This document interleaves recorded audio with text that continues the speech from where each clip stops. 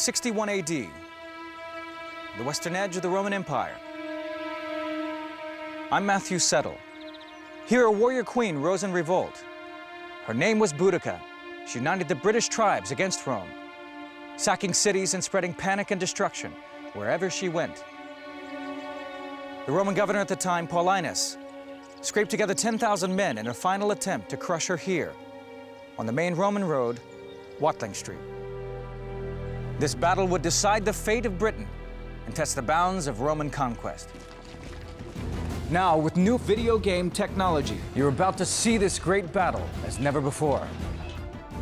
The vast numbers of soldiers, the troop formations, how they fought, and how the battle was won.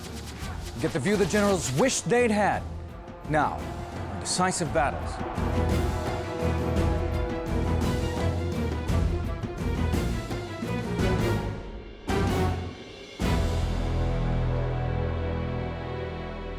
Britain was a prosperous Roman province in the 1st century AD. It was rich in mineral deposits and natural resources. But Britain did not give over easily to Roman rule. No less a figure than Julius Caesar had tried and failed to conquer Britain over a century before.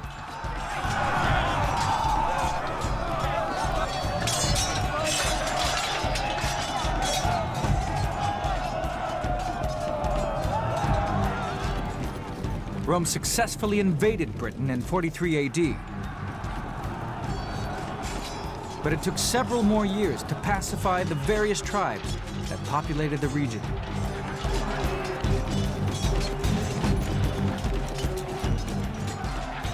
Even though they had been conquered, pockets of fierce resistance remained. Britain was far from being a settled Roman province. This is a place where military reputations full stop, can be won or lost. One has to remember that Britain is a late entry to the empire. Here fortunes, military and financial, can be made. In Britain, the Romans ruled over a patchwork of tribal kingdoms. In the north were the Brigantes, in the south, the Belgae and Regni, and in the east were the Iceni. These British tribes lived in villages just like this one, reconstructed in southern England. Boudica was the widow of Prasutagus, a chief of the Iceni. He saw that security depended on a peaceful relationship with the Romans. Since Prasutagus didn't have a son when he died, he left his lands to be jointly controlled by his wife Boudica and the Roman Emperor Nero. And so we have a situation where Prasutagus actually makes the Emperor Nero his heir, or part heir. And the idea, I think, behind what Prasutagus is doing is to ensure a favourable, friendly relationship between Rome and the Iceni. But Rome wasn't deterred. The Roman Emperor Nero had nothing but contempt for the wife and daughters left behind by Prasutagus. They came in, they took over, and when she objected, as naturally she did do, she was flogged and the girls were raped. But Rome underestimated Boudica. When she and her daughters escaped, they went back and raised an army. The brutal treatment of the queen and her daughters would be avenged. News of what happened spread like wildfire. Boudica's own tribe, the Iceni, joined forces with the neighboring Trinovans so they could teach Rome a lesson. Ancient histories claimed that her army numbered more than 100,000.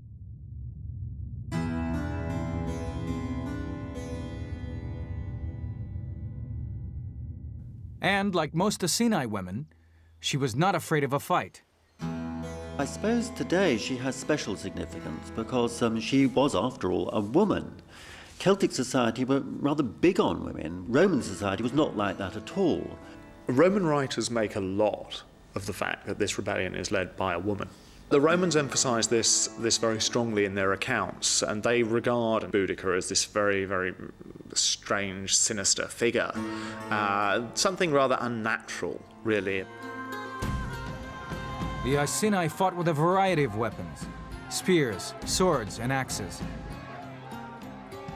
Many smeared woad, a primitive blue dye, over their faces, and sometimes their entire bodies.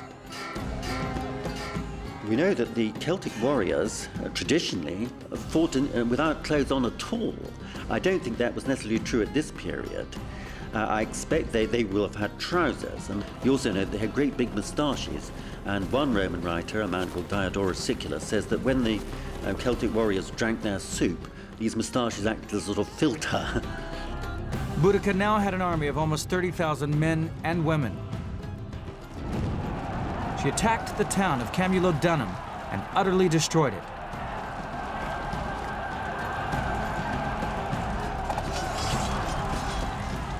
We are given details of the deaths of those people who were put to the sword and tortured by the rebels. The Roman historians talk about them being tortured, impaled on sharpened stakes, all sorts of really horrible details. The Romans were taken completely by surprise. They hastily threw together a small army, but this force, not even properly armed, was soon swept aside. We're dealing with southern England, we're dealing with, if you like, the soft underbelly of the emergent Roman territory. It's an area which has less troops in at this particular moment in time. Rome had a full-scale war on its hands. The 9th Legion, of around 4,000 men, led by Cerealis, was sent against the rebels. This was a crack fighting force. But the Britons defeated the 9th so completely that Cerealis was forced to flee to Gaul to save his own skin. Cerealis was rash, he advanced without scouts, he was caught with his pants down. The governor of Britain, Suetonius Paulinus, realized he had a real problem on his hands. He had been warring on the island of Anglesey. Now, he had to march the 14th Legion back 200 miles from the west coast to deal with this rebellion in his front yard. In an ideal world, he'd wait, he'd get more troops together before confronting her. So there's a little bit of manoeuvring that has to go on. First, troops need to be called in. He needs to get to somewhere where he can operate against Boudica. Paulinus hurried to Londinium, present-day London. But he had too few men at his disposal. He did not want to end up like Cerealis and rush into battle only to be defeated. He needed time to build up an army. He decided to do the unthinkable and abandon London. The people of London begged him for help, but Paulinus ignored their pleas and left them to the mercy of the Britons. He needed time to raise up an army and devise a battle plan. His 14th Legion were all experienced veterans, but even counting their auxiliaries, they numbered only 6,000 men. Boudica's troops surged into the city. They slaughtered Roman civilians and Britons alike, and after a day-long rampage, sacked the city. The Boudica rebellion was very serious. It was bad news for Rome. And quite apart from anything else, 80,000 people who were friendly to Rome, and including Romans themselves, were massacred by the rebels right at the beginning of the revolt. So it was really bad news, and there was even a possibility that the Romans might have been thrown out of Britain, and that would have been a disaster for Roman prestige. In one day, Boudica had destroyed the center of Roman influence in Britain. Now the Romans had to stop her, or they would lose Britain altogether. 61 AD. Boudica, Britain's warrior queen, is fighting to end the Roman occupation of Britain. The Roman general Paulinus ordered his army to march east. But while they were still on the move, Boudica sacked Viroconium.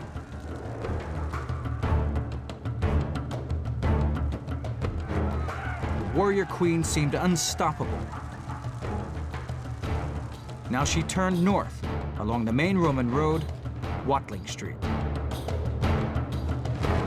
Boudica moves pretty swiftly, almost along the lines of Roman communication. The roads that had been an instrument of Roman domination become something that actually helps her accelerate through this young province.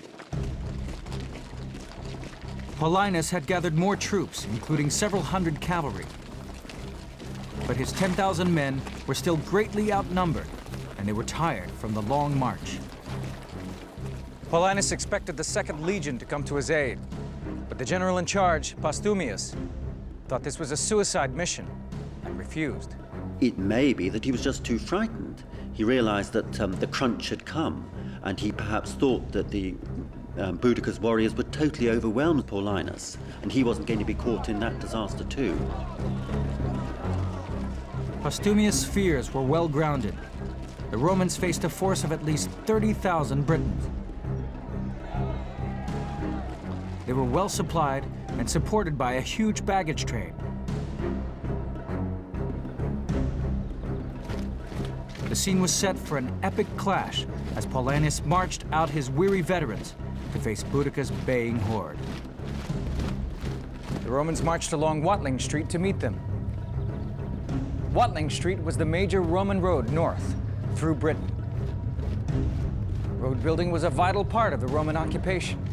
With good straight roads, they could move troops quickly around the country. Paulinus was an experienced commander. He knew he had to fight Boudica's forces on a battlefield that canceled out her greatest strength, her superior numbers. So he decided to fight here, just south of Watling Street, 100 miles north of London. He had one advantage, and one big advantage, and that is he could choose the actual battle site. He knew that he would be totally outnumbered by the rebels, who at this stage are supposed to have numbered something between a quarter and a third of 1,000,000 men. I mean, a huge, huge force. Paulinus wanted to give Boudica little room to maneuver. So he chose a battlefield which had thick woods on either side. This field was broad at one end, but narrow at the other. Paulinus placed his army at the point where the field narrowed. Boudica lined up her troops directly opposite, where the land broadened out. The ground also curved up where it met the woods. This protected the Roman army's flanks. To Boudica and her British warriors, it must have looked like easy pickings. Here were the Romans outnumbered at least 3 to 1, deliberately drawing themselves up in a place that offered no retreat. The Britons could simply press in and hack away till the last legionary fell. The Romans, after all, seem to be on the back foot. They've been hit badly. 3 towns have been pulverized. The 9th Legion mauled in an ambush. Boudica's forces were so confident of victory, they brought along their women and children to watch the action from a huge wagon crescent drawn up behind the battlefield. They were on the up. They had been tremendously successful. This was like, you know, a tremendous event which everybody was supporting. The whole family was there, and to cheer on the victors as they saw it. The Roman historian Tacitus, writing less than 50 years afterwards, put speeches in the mouths of both commanders, hatred seething from their lips. He writes that before the battle, Paulinus told his men, "Despise the savage uproar that yells and shouts of undisciplined barbarians. In that mixed multitude, the women outnumber the men." Meanwhile, across the battlefield, Boudica rallied her forces. From the pride and arrogance of the Romans, nothing is sacred. All are subject to violation. The old endure the scourge, and the virgins are deflowered. This would be the decisive battle of the campaign.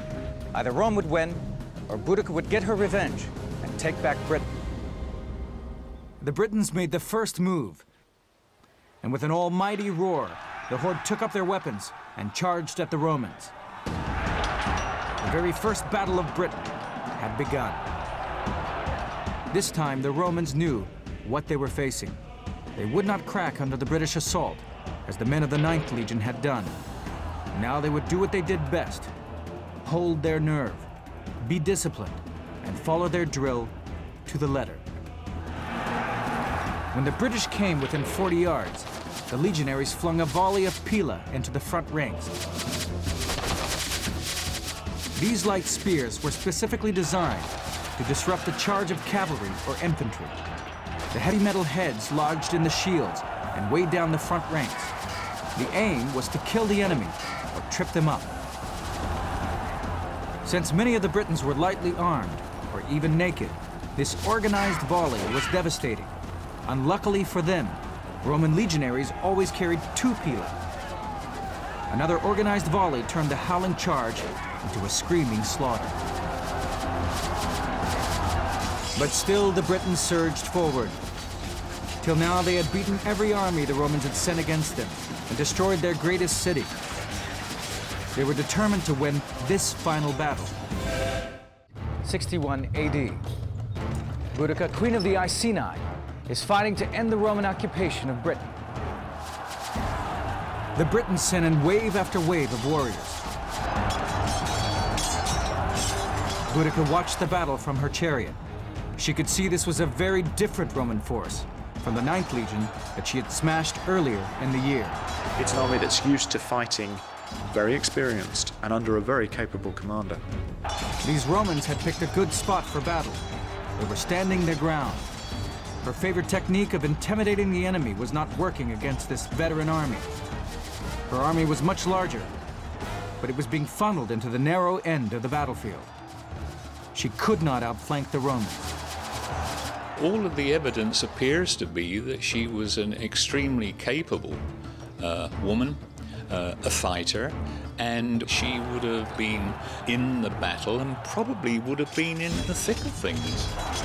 The discipline of the legions stopped the British charge in its tracks. Now Paulinus ordered the Roman troops forward. Fairly familiar Roman shock tactics. You lead with the javelin, and then as the enemy is approaching you, slowed down almost to a walk, you run straight into them. You hit them very hard. At the same time, the Roman cavalry plowed into the disorganized horde. There was chaos in the ranks. The Britons had had much longer swords, and they would have really needed space to use these to effect. They had absolutely fantastic courage, but really they couldn't deploy, they couldn't utilize their courage, they couldn't utilize the fighting tactics for which they were best suited. Everything was on the side of the Romans. In the press of battle, with no proper leadership to drive them on, many Britons decided to cut and run, and live to fight another day. But now their earlier arrogance was working against them. Their huge baggage train blocked the way. The Britons had cut off their line of retreat with their own wagons. Now the wives and children of Britons, so confident of victory, found themselves in the middle of a massacre. Their menfolk ran from the battle toward them, only to find the spaces between the wagons had become choke points. There was no escape. They had abandoned what little battle order they had, and now they were being hacked down.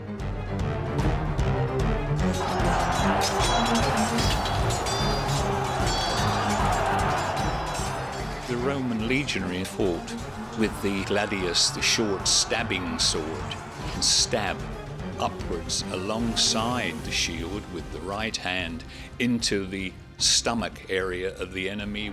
Bloodlust drove the Romans on. They'd come to the battlefield tired and outnumbered, and now their enemy was cornered and confused. The Romans showed no mercy. Tacitus says that they just saw red. It was a sort of battle haze. And having pushed the British warriors back onto their own wagon line, that they just cut down the draft animals, cut down the women and children, spared absolutely nothing. They killed combatants and non-combatants alike.